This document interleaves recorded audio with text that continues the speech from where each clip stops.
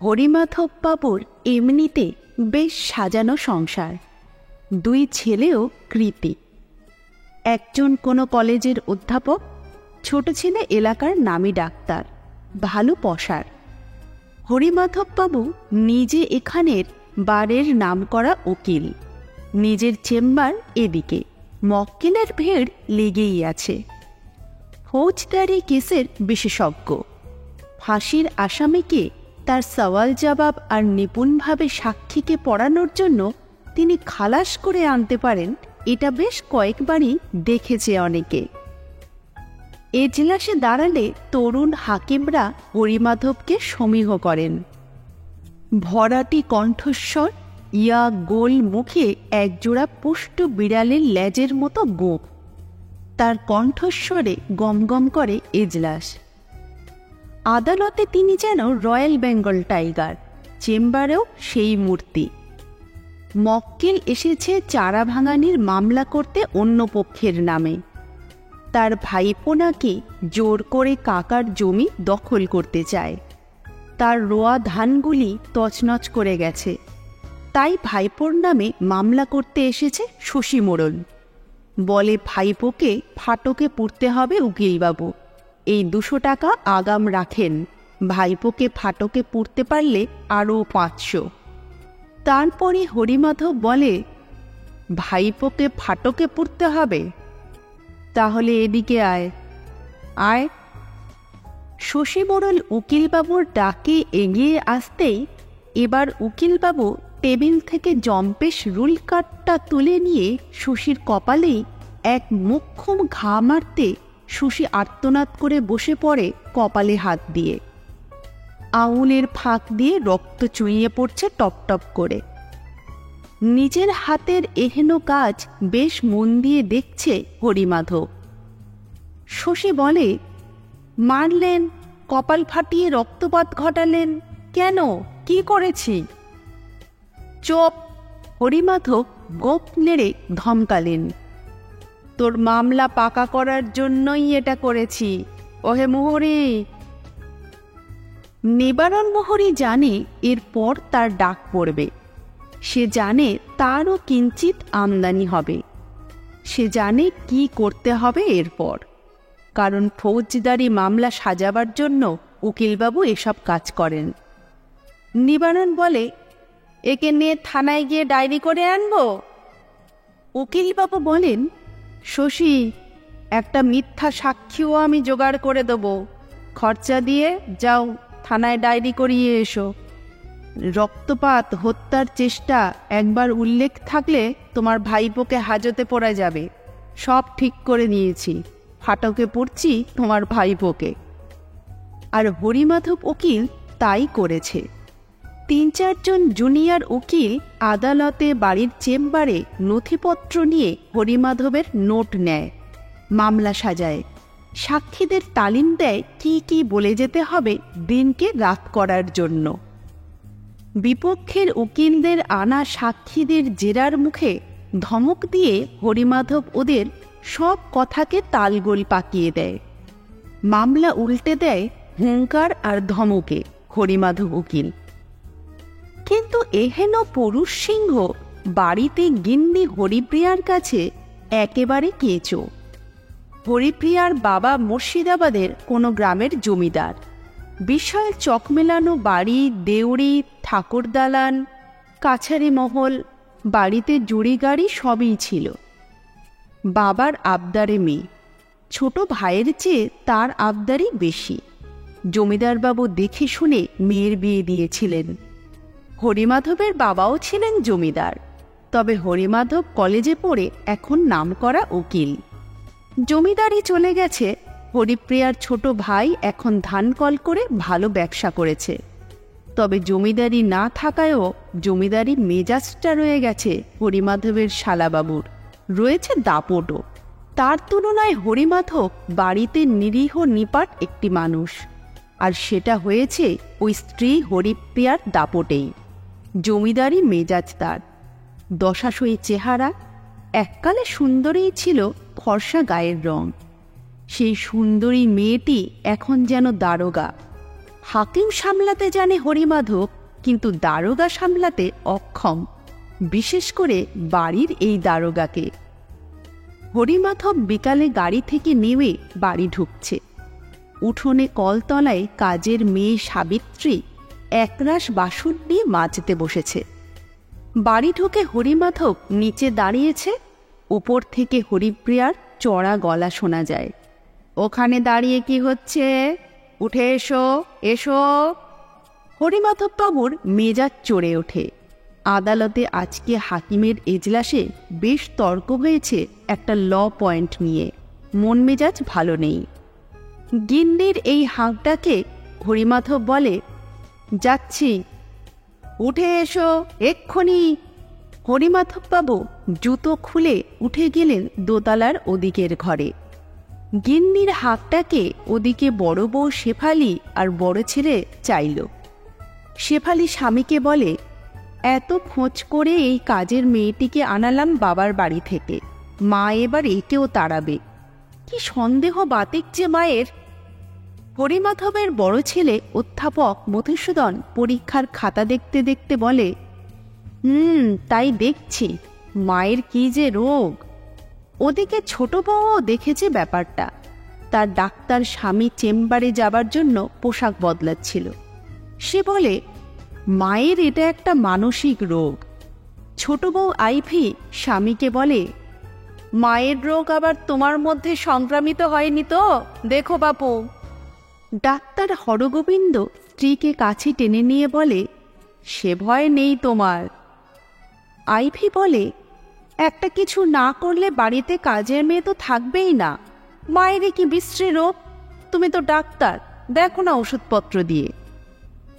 হরগোবিন্দ বলে, এ রোগ সারানোর ক্ষমতা বাবা মহাদেবেরও নাই, আমি তো তুচ্ছ।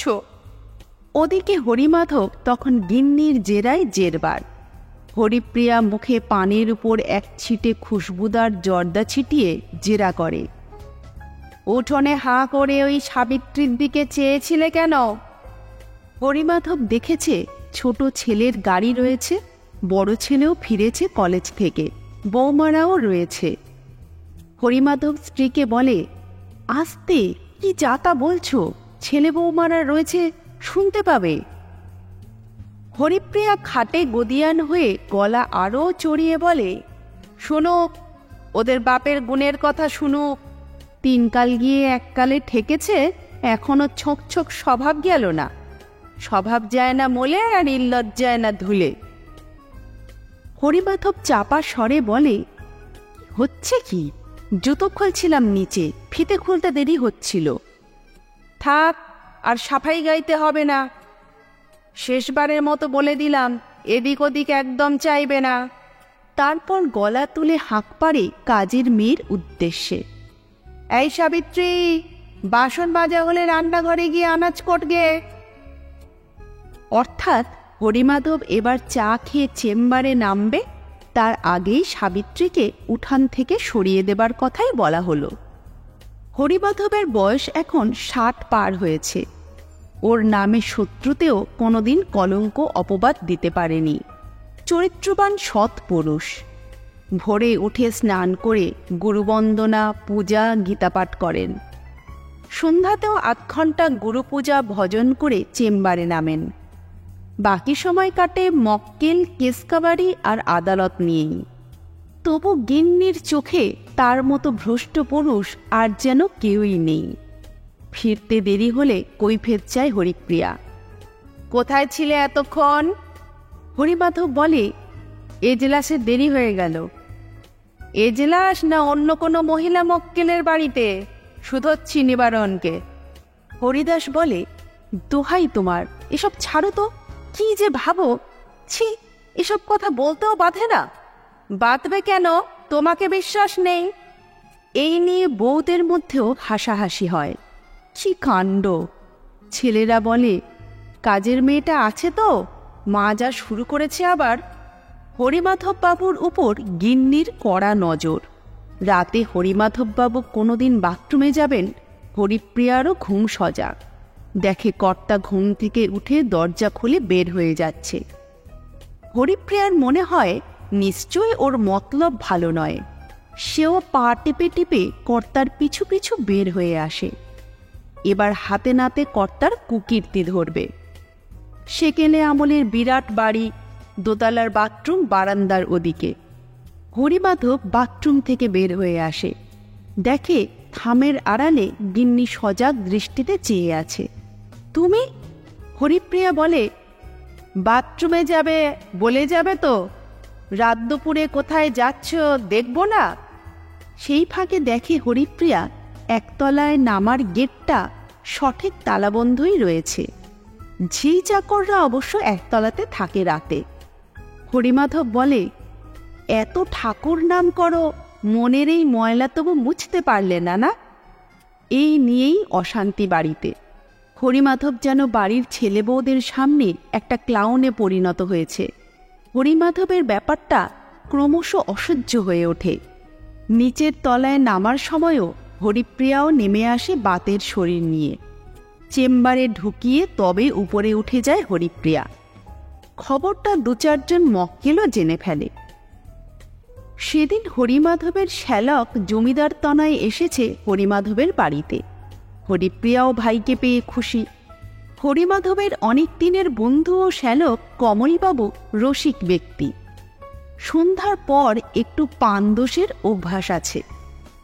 জমিদারি চলে গেলেও সেই অভ্যাসটা বজায় রেখেছে কমলবাবু। হরিমাধব নিজে ওসব খায় না, নিষ্ঠাবান ব্যক্তি সে। তবু শ্যালকের জন্য বিলাতি মদ, কাজু বাদাম, কাটলেট এসব আনিয়েছে। হরিমাধব কমলকেই পেয়ে আজ বলে হরিপ্রিয়ার ওই সন্দেহবাতিকের কথাটা। বলে, তোমার দিদি তো আমার মান সম্মান লুটিয়ে দেবে ঘরে বাইরে, যা সন্দেহবাতিক ওর। কমল তখন সবে গ্লাসে চুমুক দিয়েছে।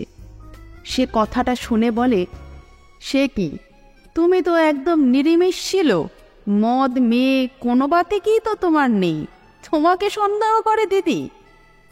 সন্দেহ বলে সন্দেহ? ছেলে বউদের সামনে যা তা বলে, লজ্জায় মাথা কাটা যায়। বাড়ির কাজের মেয়ে, ওই বুড়িকে নিয়ে সন্দেহ? হেসে ওঠে কমল। হরিমাধব বলে, তুমি হাসছ, এদিকে আমার কাঁদতে ইচ্ছা করছে। এক এক সময় মনে হয় সংসার ছেড়েই কোথাও চলে যাই, যেদিকে 2 চোখ যায়। কমল বলে, জল অনেক দূর গড়িয়েছে দেখছি, এক কাজ করতে পারো, ফল হবে। কি? হরিমাধব আশান্বিত হয়ে শুধোয় সেই পরিত্রাণের পথের কথাটা। কমল গলায় এক ঠোক মদ ঠেলে বলে, একদিন আচ্ছা সে প্রহার করো, বেদম প্রহার, দেখবে মারের চোটে ওই সন্দেহের ভূত কোন দিকে পালাবে। আমি শুধু এদিক ওদিক করি হরিদা। এই নিয়ে কথা বলাতে দিলাম মুষ্টিযোগ প্রয়োগ করে একদিন, ব্যাস, তারপর থেকেই ঠান্ডা।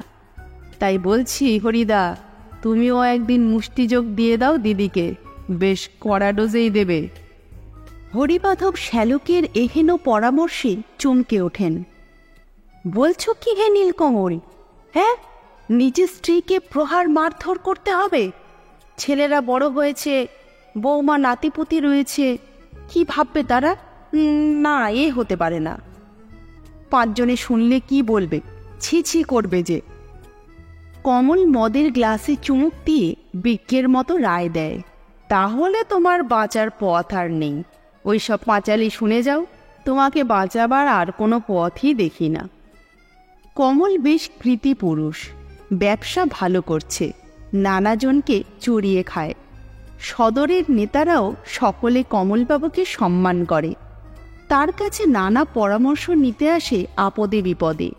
হরিমাধব বলে, তোমার মাথায় তো অনেক রকম মতলব খেলে শুনেছি, আমাকে পরিত্রাণের একটা পথ বাতলাও ভায়া, না হলে শেষমেশ সংসার ছেড়েই চলে যাব কোথাও। কমল তখন কয়েক পেগ চড়িয়েছে, নেশাটা গোলাপি রং ধরেছে। কমলের মাথায় এবার আইডিয়াটা আসে। সে বলে, হরিদা, একটা পথ আছে, মারধর করতে হবে না তো। হরিমাধব ওইসব অপ্রিয় কাজ করতে পারবে না, তাই বলে এই কথা। না না, এ একেবারে অন্য পথ, ঠিক মতো চাল দিতে পারলে দিদি একেবারে মাত হয়ে যাবে। তোমার পুজোর ছুটিতে কোর্ট কতদিন বন্ধ থাকে? তা ধরো মাসখানেক, হরিমাধব জানায়। তাহলে কটা দিন মুখ বুজে দিদির থ্যাতলানি খাও, তারপরে ব্যাস কুমোরের ঠুকঠুক কামারের এক ঘা, একেবারে মোক্ষম ঘা। তা কি করতে হবে বলবে তো? হরিমাধব শুধোয়। কমল বলে, ঠিক সময়ই বলবো। হরিমাধবের জীবন যেন বিষিয়ে উঠেছে গিন্নির ওই বাতিকে। সাবিত্রীর কাজ চলে গেছে। ছেলেরা কদিন চেষ্টা করে ছোট বউয়ের গ্রাম থেকে এক বয়স্কা বিধবাকে এনেছে কাজের জন্যে। ছোট ছেলে মাকে বলে, সারা পাড়ার লোক, কাজের লোকেরা জেনে গেছে তোমার কথা, আর পাগলামি করো না। হরিপ্রিয়া বলে, তোরা আমার দোষই দেখলি? তোদের বাপ তার গুণের কথা জানিস? আদালতে এক মানুষ, আর ঘরে পাড়ায় নজর দোষ গেল না। ছেলে সরে পড়ে, বউরা আড়ালে হাসাহাসি করে। হরিমাধববাবু সেদিন না খেয়ে আদালতে চলে যান। কাজে মন লাগে না, পূজার ছুটিও পড়ে গেল। রাতের বেলায় উঠে বাথরুম যাবেন, দেখেন তার ধুতির সঙ্গে গিন্নি জম্পেশ করে শাড়ির আঁচল বেঁধে রেখেছে। অর্থাৎ হরিমাধববাবুকে যেন বেঁধে রাখা হয়েছে। গিন্নিও জেগে আছেন। শুধোয়, কোথায় যাওয়া হচ্ছে চুপে চুপে? নতুন মেয়েটার দিকে এরই মধ্যে নজর পড়েছে, থামবে? কেন থামবো? হরিপ্রিয়াও গর্জে ওঠে। ছেলে বৌমা জেগে গেছে। বড় ছেলে বলে, মা কি পাগল হয়ে গেল নাকি? ছোট বউ ডাক্তারকে বলে, কি ব্যাপার গো, রাত দুপুরেও বুড়ো বুড়ির নাটক? হরিমাধববাবু চুপ করে যান। অবশ্য হরিপ্রিয়া তখনও গজগজ করে চলেছে।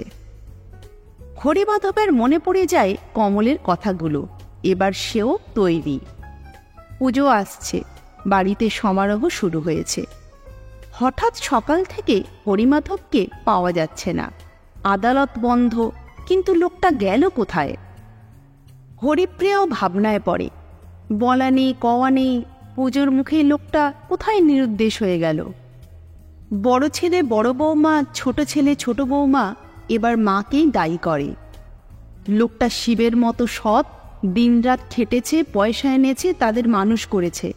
আর মা, তুমি সেই সম্মানীয় লোকটাকে দিনরাত শুধু শাসন করেছ আর যা তা কথা বলেছ।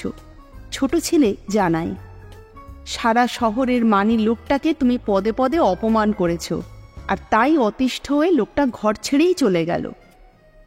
পুজো এসেছে, হরিপ্রিয়া এখন একেবারে নীরব। বাড়িতে যত ঝগড়া হতো তার স্বামীর সঙ্গেই, আজ সেই লোকটাই নেই। উৎসব আনন্দের দিনে কোথায় রইল কে জানে। ছেলেরা অবশ্য পরামর্শ করে অন্যদের জানিয়েছে বাবা কেদার বদ্রী গেছেন। তারা আসল খবরটা জানে না। হরিপ্রিয়া নাওয়া খাওয়া ছেড়ে এবার চোখের জলই ফেলে। মানুষটাকে হারিয়ে আজ বুঝেছে যে সত্যিই স্বামীকে সে অকারণে লাঞ্ছনা অপমানই করেছে। এবার দেবতার চরণে মাথা ঠোকে, মানুষটাকে ফিরিয়ে এনে দাও ঠাকুর। কিন্তু পুজো কেটে গেল, হরিমাধবের কোনো খবর নেই। ছেলেরাও ভাবনায় পড়ে, কোনো বিপদ আপদ হলো কি না বাবার কে জানে। হরিপ্রিয়া কদিনেই আধখানা হয়ে গেছে, আর কথা বলে না সে। শুধু চোখের জল ফেলে, ঠাকুর দেবতার পায়ে মাথা ঠোকে। কিন্তু হরিমাধবের দেখা নেই। কমল খবর পেয়ে আসে দিদির কাছে। দিদির সেই তেজ দাপট আর নেই, এখন সব ঠান্ডা। ভাইকে দেখে বলে, আমার কি সর্বনাশ হলো রে, লোকটা বিবাগী হয়ে গেল, কোথায় গেল? কমল বলে, তোমার এই সন্দেহবাতিকের জন্যই সংসার ছেড়ে চলে গেছে। গুরুদেবের আশ্রমে খবর নিয়েছ? হ্যাঁ রে, সেখানেও যায়নি। তাহলে গেল কোথায়? কমল ভাবছে। হরিপ্রিয়া বলে, আমারই দোষ, যা তা বলেছি ওকে, আর কোনোদিন ওসব কথা বলবো না। তুই লোকটাকে খোঁজ কমল। কমল বলে, কাশীপুর শ্মশানে অনেক বড় সাধু আসে, তারা ভূত ভবিষ্যৎ সব জানে। সেখানেই নিয়ে চল, যদি তারা ওর সন্ধান দিতে পারে। চল ভাই। হরিপ্রিয়া এখন অন্য মানুষ। কমল বলে, কিন্তু সেখানে গিয়ে কি তাকে পাবে? তা এত করে বলছো যখন, কাল সকালে গাড়ি পাঠাবো, যাবে। কমল বাড়ি ফিরে দেখে হরিমাধব কাগজ পড়ছে তার বাগান বাড়িতে। হরিমাধব কমলকে দেখে বলে, ও বাড়ির কি খবর হে তোমার দিদি? একেবারে নেতিয়ে পড়েছে ঠাকুরন, মনে হয় ওষুধ ধরেছে।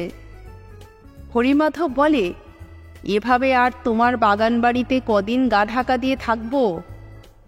কমল বলে, ওই তোমার দোষ, বিয়ের পয়লা রাতে বইয়ের কাছে হম্বিতম্বি দেখাতে পারোনি আমার মতো, তাই ভুগছ। এবার একটা দিন বেশ জমিয়ে অভিনয় করতে হবে, ব্যাস, তাহলেই কিস্তিমাত। অভিনয় করতে হবে? কমল বলে, লাইব্রেরির নাটকে বাল্মীকি বিশ্বামিত্রের পার্ট তোমার একচেটিয়া। কাল কাশীপুরের শ্মশানে সাধুর রোল করতে হবে, লাস্ট সিন। মেকআপ করার লোকও এনেছি। যা যা বলবো করে যাও, ব্যাস, তারপর দেখবে আমার দিদি your most obedient servant. Haripriya ব্যাকুল হয়ে এসেছে কমলের এখানে। কমল বলে, চলো মহাশ্মশানে। শ্মশানে এক নতুন সাধু এসেছেন, কে জানে হরিদা মনের দুঃখে সন্ন্যাসী হয়ে গেল কিনা। ও কথা বলিস নি কমল, তার কিসের দুঃখ যে সন্ন্যাসী হবে? কমল বলে, মনের দুঃখে? দুঃখ তো তুমি তাকে কম দাওনি দিদি। আর ওসব বলিস না ভাই, আমার ঢের শিক্ষা হয়েছে, চল যদি তার সন্ধান পাই। কাশীপুর শ্মশানে একটা নদীর ধারে বিস্তীর্ণ জায়গা জুড়ে রয়েছে শিরীষ, শ্যাওড়া, নিম, আকাশমণি আর নিচে ঘনলতার জঙ্গল। ওরই এখানে ওখানে দুই একজন সাধু ধ্যানস্থ হয়ে রয়েছে। হরিপ্রিয়ার দামি শাড়ি ধুলোয় লুটোচ্ছে। কাঁটা ঝোপ আকন্দ বনের ভিতরে সে খুঁজছে একজনকে ব্যাকুলভাবে। কমল অবশ্য স্টেজ রেডি করে রেখেছিল। সকালে হরিমাধবকে মেকআপ দিয়ে এখানে একটা বড় শ্যাওড়া গাছের নিচে চালা করে বসিয়ে দিয়ে গেছে। ইয়া দাড়ি, পরনে রক্তাম্বর, গলায় অনেক হাবিজাবি মালা, গায়ে ছাইও মাখানো। হরিমাধবের দাড়ি কুটকুট করছে। হঠাৎ হরিপ্রিয়াকে দেখে চাইল। হরিপ্রিয়া দেখেই চিনেছে, পিছনে কমল। হরিপ্রিয়া এসে পায়ে লুটিয়ে পড়ে, কান্না ভিজে গলায় বলে, এ কি হাল হয়েছে তোমার? এই শ্যাওড়া গাছের নিচে বসে আছো নিজের ঘর সংসার ছেড়ে? ওগো ঘাট হয়েছে, বাড়ি চলো। হরিমাধব এবার বাল্মীকির সেই ডায়লগ বলে, সংসার ওসব মায়া, অনিত্য। সেই মায়ার সংসার ছেড়ে মহামায়ার কৃপালাভের জন্যই এখানে এসেছি। তুমি বাড়ি ফিরে যাও। ছেলেরা বৌমারা কত ভাবছে তোমার জন্য, দাদুভাই কত কাঁদছে। দুদিন কাঁদবে, তারপর ভুলে যাবে। একবার যখন অনিত্যকে ছেড়ে এসেছি, আর ওখানে যাব না। ওং হরিয়ম বলে হরিমাধব নীরব হয়ে যায়, যেন সমাধি লাভ করেছে। হরিপ্রিয়া এবার পায়ে মাথা ঠোকে, আমার ঘাট হয়েছে, আর ওসব পাপ কথা কোনোদিন মুখে আনবো না, তোমার পা ছুঁয়ে বলছি। ওগো ঘরে চলো। তপস্যা সেখানেই করবে, কাজকর্ম করবে, এসবও করবে শান্তিতে। আমি কোনো কথা বলবো না আর, পোড়া জীব আমার খসে যাবে। কমল বলে, হরিদা, দিদি এত করে বলছে যখন, ঘরেই চলুন। সংসারই তো স্বর্গ, ঘরই তো মন্দির। হরিমাধব বলে, তুমি বলছো কমল, শেষে আবার সেই অশান্তি। হরিপ্রিয়া বলে, তোমার পা ছুঁয়ে বলছি, আমার ভুল ভেঙেছে। যে এক কথায় ঘর সংসার ছাড়তে পারে তার মনে কোনো পাপ নেই, তুমি ঘরে চলো। হরিমাধব অস্ফুট স্বরে বলে, হরিয়ম তৎসৎ। চলো, তবে কথার খেলাপ হলে এবার হিমালয়ে চলে যাব। কমল বলে, দিদি তুমি বাড়িতে যাও, আমি হরিদার দাড়ি টাড়ি কামিয়ে ধোপ দুরস্ত করে নিয়ে বাড়ি যাচ্ছি। হরিপ্রিয়া বলে, যদি না যায়? কমল বলে, আমি তো আছি, ওকে নিয়েই বাড়ি ফিরব, ভয় নেই। পাড়ার সকলে জানে হরিমাধব কেদারবদ্রী থেকে ফিরেছে। বাড়িতে আজ আনন্দের পরিবেশ। সন্ধ্যায় কমল আজ বিলাতি মদ নিয়ে এসেছে। হরিমাধব কাটলেট খাচ্ছে। কমল বলে, কেমন বুঝছো হরিদা? হরিমাধব বলে, অল কোয়াইট, তোমার দিদি এখন একেবারে অন্য মানুষ হে, আর কোনো কথা নেই। বেশ শান্তিতে কাজটা হয়েছে, ঘরেও শান্তি নেমেছে। কমল বলে, তাহলে আমার এলেম আছে বলো। হরিমাধব আজ কমলের কেরামতিকে কোনো মতেই অস্বীকার করতে পারে না। লেসন চ্যানেলে আজকে শুনলেন শক্তিপদ রাজগুরুর লেখা রাগ অনুরাগ।